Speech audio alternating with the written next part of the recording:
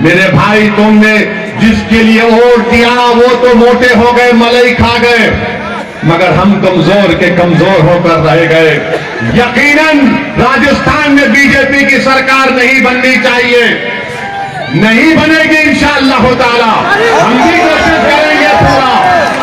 मगर कांग्रेस के नेताओं को बताना पड़ेगा राहुल गांधी को कि 2018 में तो गहलोत मुख्यमंत्री बन गए और 4 महीने के बाद जब पार्लियामेंट के चुनाव हुए, मजलिस नहीं थी, जब एक भी सीट पर कांग्रेस का एमपी नहीं जीता।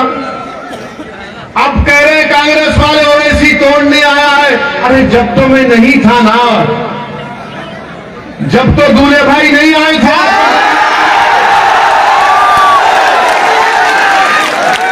जब कैसा जीत गया मोदी, कैसा जीता, बात में दम है ना, बात है ना। अब राहुल गांधी नहीं बोलेंगे, बोलेंगे आसाम मान गए थे,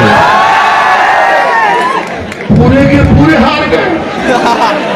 अशोक गहलोत के बेटे भी हार गए, मेरा साया भी नहीं पड़ा था, मैं आया भी नहीं था, ना ख्वाब में भी देखा था, मगर पूरे के पूरे मोदी को वोट डाल दिया। बताओ राहुल जी ये कैसे हुआ? आप मध्य प्रदेश जीते, मध्य प्रदेश में पूरे हार गए सिवाय एक सीट छोड़कर। छत्तीसगढ़ जीते, 2 सीट छोड़कर पूरे बीजेपी जीत गई। कैसे जीती? कौन जिम्मेदार है? आप जिम्मेदार है?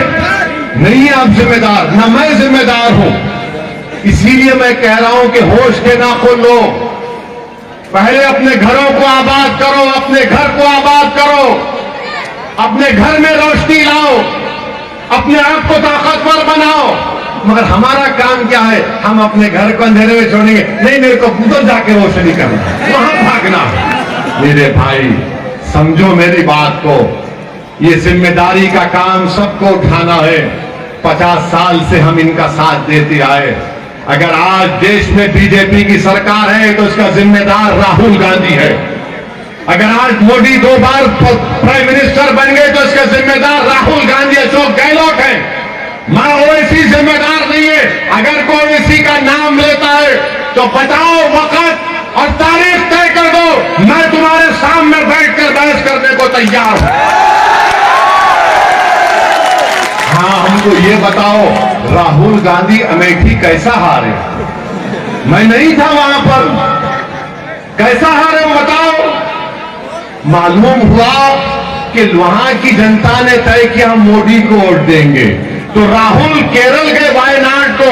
वायनाड में क्यों कामयाब हुए? क्योंकि 35% अल्पसंख्यक समाज थे वहां पर। अमेठी हार गए तो नहीं बोलेंगे ओवैसी का नाम।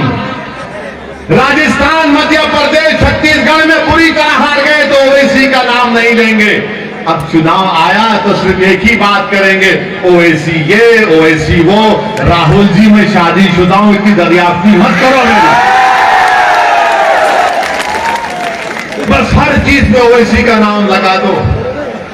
यानी ऐसा हाल हो गया मेरा कि अगर किसी कांग्रेस के घर के सामने से मैं चला गया और घर में बिजली चले गई तो बोलेंगे ओवैसी गया था लाइट।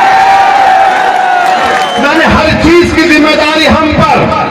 अरे भाई साहब, कभी अपने निकम्मेपन पर भी तो नजर डालो, कभी अपनी कमजोरियों पर नजर डालो, कभी तुम्हारी गलतियों पर नजर डालो, कभी तुम्हारी खामियों पर नजर डालो। कब तक गर्दन अकड़ा कर चलोगे? कब तक गुरूर और तकब्बुर के मजारे करोगे?